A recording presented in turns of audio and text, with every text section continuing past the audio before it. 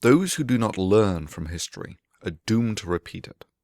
The Nazi genocide is not a threat of genocide, but a lesson from the harsh mistress of history. Within this remit, I have to admit that I was deeply saddened by just how few people understood the historical context of the Awaken the Sleeping Giant reference, and further by those who then proceeded to vocally and persistently pimp their historical ignorance as a criticism of my use of the reference.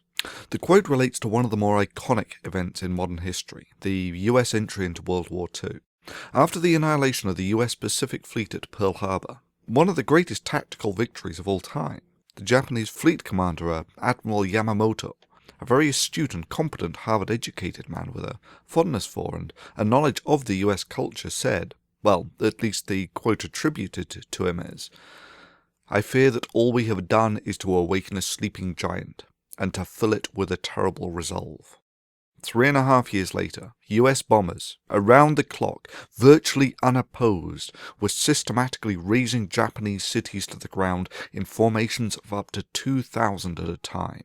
To believe that any first world country is not capable of waging total war would require a bold and dangerous rejection of historical precedent. But let's say that all your box cutters and shooting and stabbing unarmed filmmakers, you managed to actually threaten the enlightened world. And I mean threatened beyond crashing a few airliners. Your only achievement will have been to have awakened a sleeping giant, and to have filled it with a terrible resolve. The suggestion that even if the Islamic world could awaken the sleeping giant, and provoke the West, as many seem intent on doing,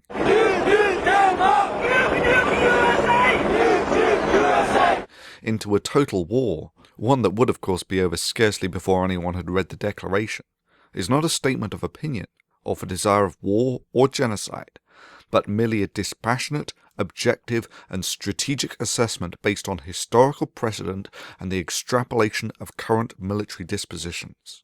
But ignoring the historical context for the moment, the video was meant to have a bold, go fuck yourself psycho feel to it, for by boldly and decisively demonstrating that the Islamic threats are nothing but a paper tiger, something that everyone can laugh at without fear of reprisal.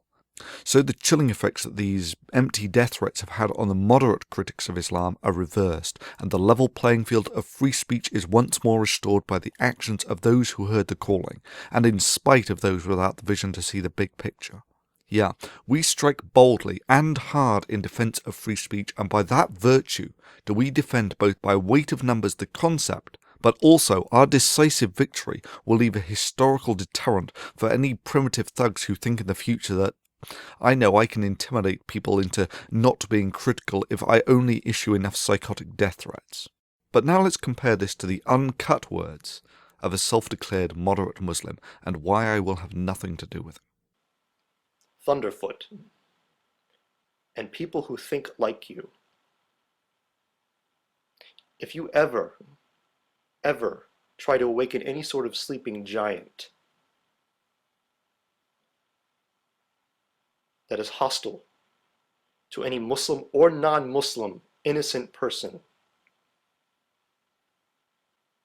as mandated in the Quran, and the true interpretation of the Sharia that all true Muslims and the majority of the Muslims in the world share.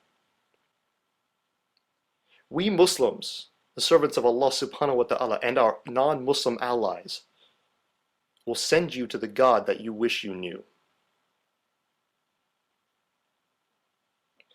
Not as a threat, not as a promise, but a mandate of justice.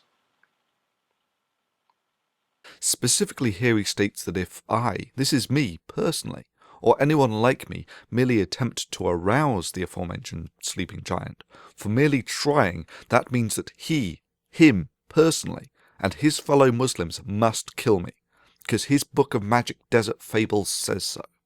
This is not a rational, objective, or a strategic assessment.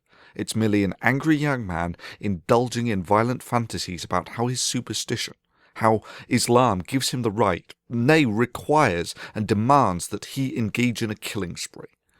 Shit, he might as well be talking about we must burn witches because it says so in the Quran. And yeah, maybe now you're starting to understand why, because my magic book says so, is such a crashly poor way of making decisions. And why, to the impartial observer, you boldly make the first declaration to the eye with that shaving is evil look, that simply announces, moderate or extremist, it's all an export of the same irrationality factory. Of course, the irony being that those extremists that, according to Dawa, are separated from him by a common religion, are specifically doing exactly that, trying to provoke the sleeping giant and to harm innocent people. And so, of course, Dawa is now constrained both by his religion, which he states all true Muslims believe, and by his words, to kill every Muslim who even tries to incite the sleeping giant. And thereby he will prove himself to be a peace-loving, moderate Muslim. However, I somehow doubt that we will see Dawa carrying around signs saying, kill those who even try to incite the West, or all true Muslims have a divine mandate to kill extremist Muslims. Again, this just highlights the corrosive nature that Islam has had on his mind. Shit, it's even arguable if Dawa should put himself on top of his own death list. After all, Dawa, it's mandated in the Quran, and it's what all true Muslims believe, right?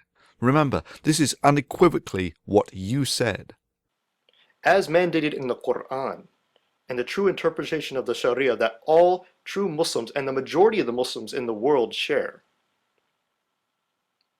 We Muslims, the servants of Allah subhanahu wa ta'ala, and our non-Muslim allies, will send you to the God that you wish you knew. Yeah, I think at this point even Dawa might be starting to understand why Islam on the web, that is in the open marketplace of ideas, is such a catastrophic failure. And now he expects me to forget all of this and to sit down and have a rational discussion with him.